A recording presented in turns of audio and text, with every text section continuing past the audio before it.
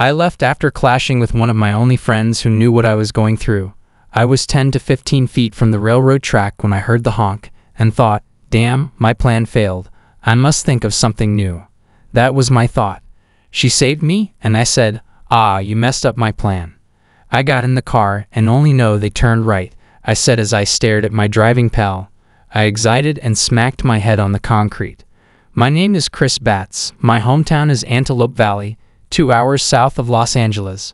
My granny informed me when I was 5 that my dad left because he didn't want kids. I was born to my mother who didn't want a child. According to my grandma, she was on her way to a modeling career after 6 months, but she got pregnant and interrupted it. She had the baby, not sure if it was postpartum depression or anything else. She abandoned me in a dumpster across the street when I was 6 months old to do her own thing.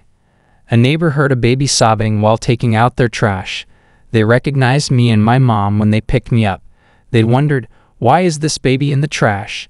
The neighbor detained me and contacted my grandma, saying, I have your grandson right here, and I'm not letting him go anywhere until you get here. My granny raised me from 6 months until 3.5 or 4. My grandmother spent a year in the hospital after a nervous breakdown. I was in several places during that time. I stayed with my mom's least favorite sister. This household was probably terrible. I was mistreated even though we attended to church every Sunday, Wednesday, and week. One verse they chose was, the Bible says, you spare the rod, you spoil the child. They were so holy. They felt beating me would get us to heaven, so they'd beat me whenever they wanted.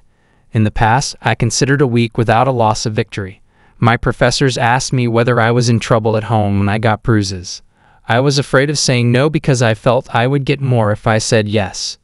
Is God my fear? Yes, I was afraid. It was a God who said, I'm going to kill you and you're going to burn. You're going to be tortured for life, and your soul won't get any rest. However, I brought my home life and religious beliefs to this church every week. Already broken, I felt like I had nothing. It was up to me to raise myself since no one else could. I had to learn life by watching and experiencing. At 15, I thought, oh, I'm ready for life. You don't have to tell me anything. I could stay out late and return whenever I chose.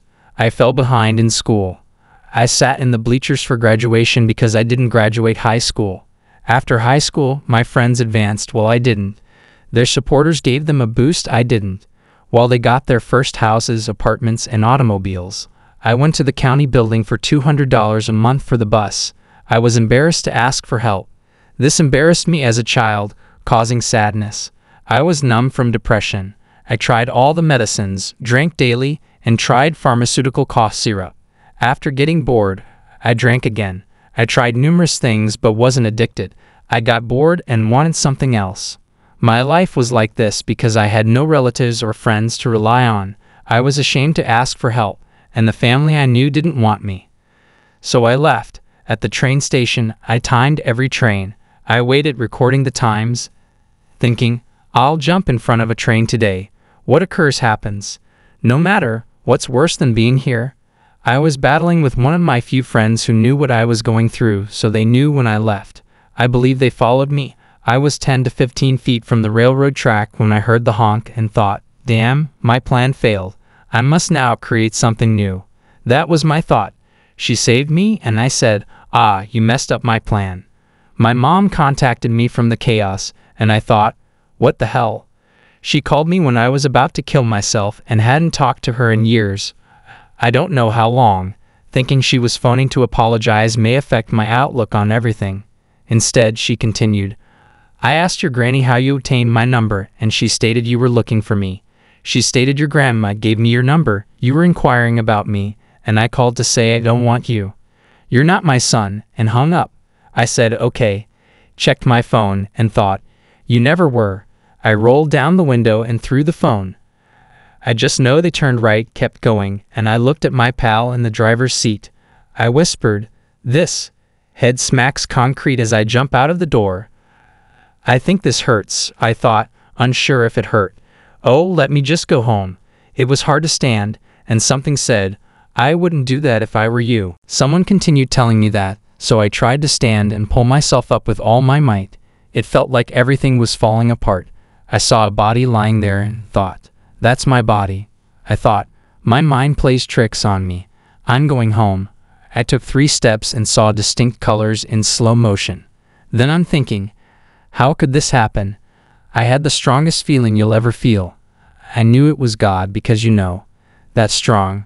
I couldn't compare it to lightning, went on after every sentence and remark. My mental queries were addressed in order. I wondered, who are you?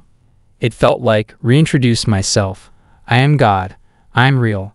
Angels are real. I give them. Want to meet. I declined since I didn't believe in angels. I said, I just don't believe in that. It's for TV. Suddenly a projector screen shows a prostitute walking. She walks by and God says, I love her. A man in a suit with a briefcase appears, and God exclaims, I love him. You see a skateboarder with a joint, and God says, I love him.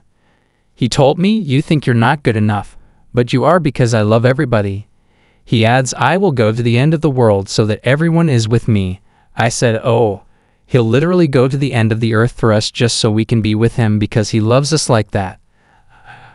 I ask, what am I supposed to do when I go back to earth so people don't think I'm crazy? He adds, go and tell everyone that I love them. I didn't see him. I simply felt him kneel and hold me. I didn't want to let go of the snug, comforting hug. When I first saw the source, I thought, I don't belong here. Get me out. I'm not flawless. Go get perfect. That led to don't let me go from this hug. I was unaccustomed to feeling cared for. Someone unconditionally caring for me was new to me. Male, right? He ruled like a true guy. However, his hug and care were far greater than a woman's. Kind of both and all in one. I call it source because of that. Simply saying it, not calling it him or her. Now comes my aerial section. I see angels flying in the clouds. 2 were familiar to me. They seemed familiar, like I knew them forever. It's like I'm seeing angels instead of God. I look at everything like I'm gazing at you. I looked at my left one and saw a beetle face. It was like looking at the sun, so I couldn't see his face well. I looked right. This one was more human. Human face, curly brown hair, blue jeans, brown sandals, red flannel shirt with elbow-length sleeves. Many equate it to the brawny guy, but I liken it to Dan Connor from Roseanne. He adds, you have so much to do for so many people. I said, I do. They say, look down. I looked down and saw my body, my friend, and the ambulances. I had a strong desire to return to Earth.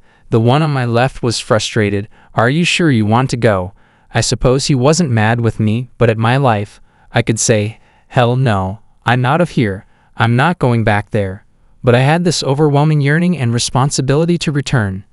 I said, okay, I'll go back, and it happened instantly. I awakened in the hospital 2 days later. I recall being called a miracle and told, we thought you were dead. We didn't think you were coming back. No matter how many times I hemorrhaged, they declared I was gone. On my hospital release day, I was wheeled out to the car because I couldn't walk, communicate, or have senses. I saw the mountain, clear sky, sun, and horizon. Everything was great, but everything looked strange. I knew there was something good in a loving, forgiving God.